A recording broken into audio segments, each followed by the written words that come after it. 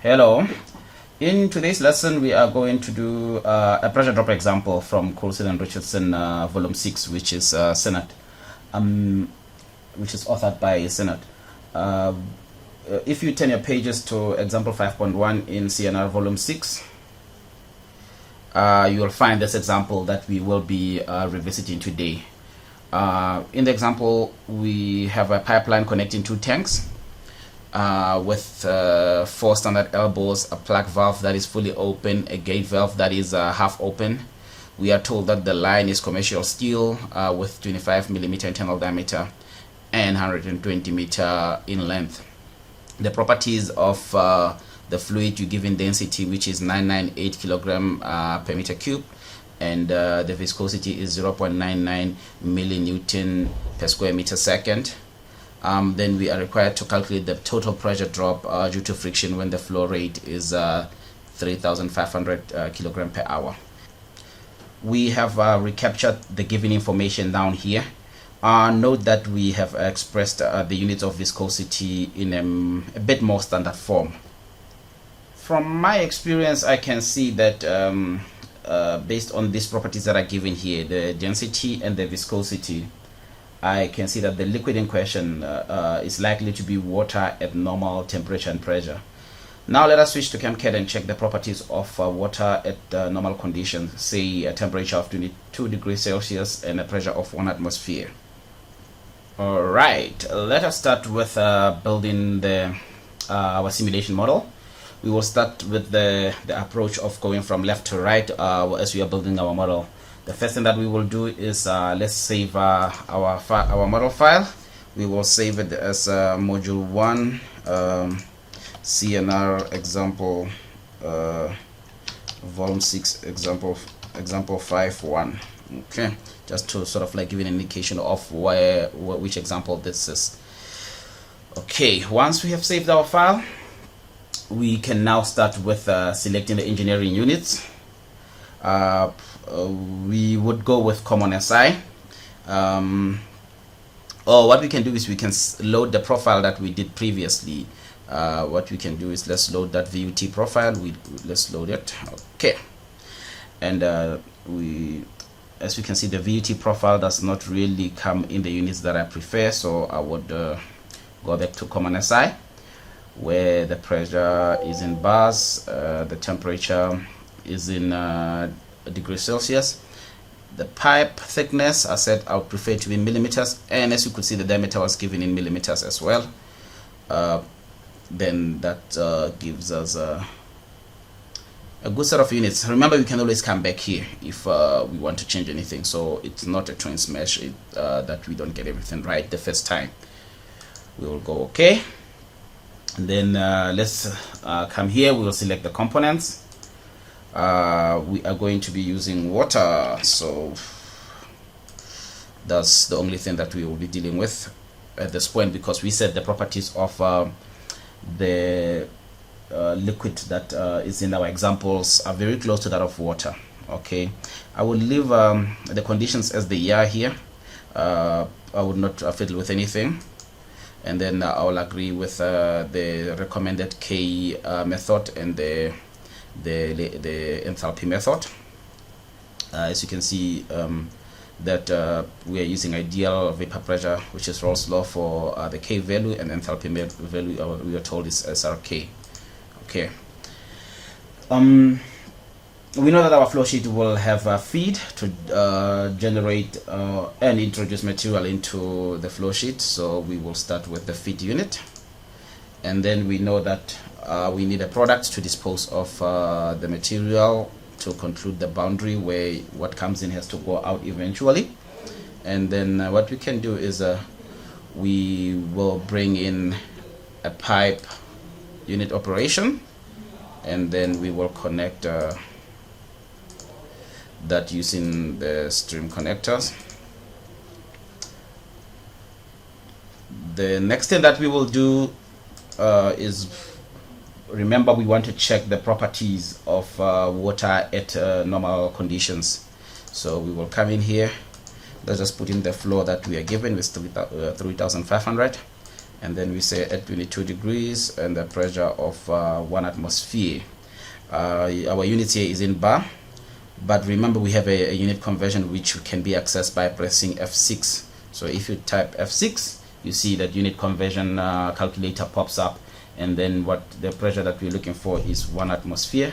Then you press enter, it does the conversion into all sorts of units, as you can see there, and then that is our pressure in 1 atmosphere. You can flash that, and then you can come in here, and then you can view properties. Okay, as you can see, the actual density is just around 997, which I am happy with, very close to 998, and then the viscosity is 9.98, which is 0.99 if you round off, which I'm very happy with. So we are confident that the liquid that we are dealing with is now water. However, you will see in the next sessions that had we not been able to notice that the liquid is water, we could go onto our onto the components, the thermophysical, and then we could create our own component, which at this point we will not going to be doing, but we can create a new component and we can give it the physical properties that we are looking for. Okay, what we can do now is we can rearrange the flow sheet. Once our flow sheet is aligned and as neat as we would like it to be, we can go into this pipe unit op, and you can see that the pipe allows you to choose a single phase flow, which is what we are going to go, and then the sizing options that we're given is we can do rating, we can design, and we can give the size and P out, and then it will calculate the pressure, the pipe dimensions that we need. We are just doing rating because we have been given the pipe dimensions, and what we're doing is calculating the pressure drop. Okay, we know that the pipe diameter is 25 millimeter, the length is 120 meters, there's no elevation, the pipe material is commercial steel, and then as you can see, Chemcad gives us the roughness factor for that material. You can go back and check if it agrees with your tabulated values in Coulson and Richardson. Then the next thing that we need to do is the properties. We will basically be getting the properties of the fluid because we have specified the fluid, and then we have been given some specification on what our pipe segment has. We know that it has 4 standard elbows, which are in the fittings. We know we have 4 standard elbows, and then that's all we have for now, and we know that it's from one tank to another. This students keep forgetting every single time they do mass balance. From one tank, there's sudden from the first tank there is sudden contraction, so we will enter that, and then into the second tank there is sudden expansion of the liquid as it enters the tank. Then the valves, you see the tricky thing here about the valves is Chemcad here does not tell you whether the valve is open or closed. So what we will have to do is we will have to either decide which way we will go, or we can go and get the L over D values from Coulson and Richardson and enter those valves here ourselves, the equivalent length for those valves here ourselves, which is what we will do for now. Okay, we have a gate valve which is open, and from Coulson and Richardson tables we find that the L over D, the equivalent pipe diameters, is 300, and we have a count which is 1. You can enter it as if we are going to use the velocity heads method, you can enter the K as well here, but we are going to use the equivalent length method. So then the next part that we have a gate valve which is half open, and then from Coulson and Richardson we know that the L over D is 200, and then the count we only have 1, and then we can go back and just confirm that everything is stated properly, and then we can try and run this simulation. Let's see if we can run this unit up. Okay, then we have a warning that tells us that the pipe pressure drop is actually greater than the pressure at the inlet. Okay, remember we have entered our pressure to be 1 atmosphere, so it tells us that the pressure drop in the pipe will be quite significant, so it will not necessarily be we are going to go into vacuum or sub vacuum if we run it this way. So what can we do? I suggest that we raise the pressure here to whatever value that is much higher. I think we can go with let's go with 5 bar for now. Okay, and then we can run this unit up and see. As you can see, it runs and converges properly, and then it gives you the pressure in the outlet, which is 2.1 bar, which means that the pressure drop in the situation was just around 2.8 bar. So you can now calculate and compare with the value in Coulson-Richardson. I think the value in Coulson-Richardson for velocity Hayes method 1 that they used, they got a value of 270 kilonewton, which is kilopascal, which is around 2.7 bar.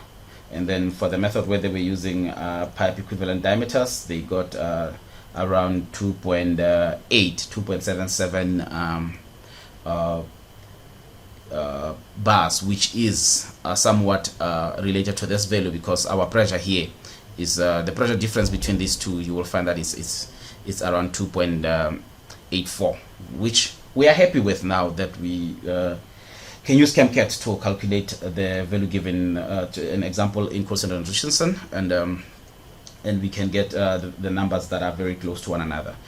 One thing that I would just like to highlight here is you will see that it's not in this, but Chemcad does calculate the friction factor. Yeah, here it is. It calculates the friction factor, and I'll just please note that the friction factor here that is calculated is the Darcy friction factor. As you can see here, it's just here, which is sorry again, as soon as I move off. Okay, what we can do is we can view properties for this. Oh, it is here in the reports. You can go to the unit ops, and then you can select the unit op, and we had already selected the unit op that which is a pipeline, and then you can come in here and check that the friction factor has been calculated for you.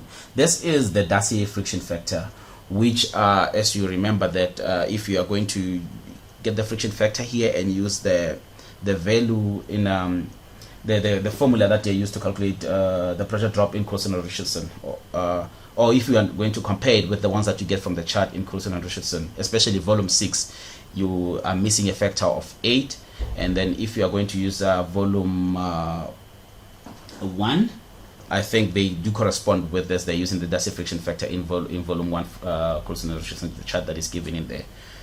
Okay, thank you. This concludes today's example, and then we will carry on now with a pump specification in the next example.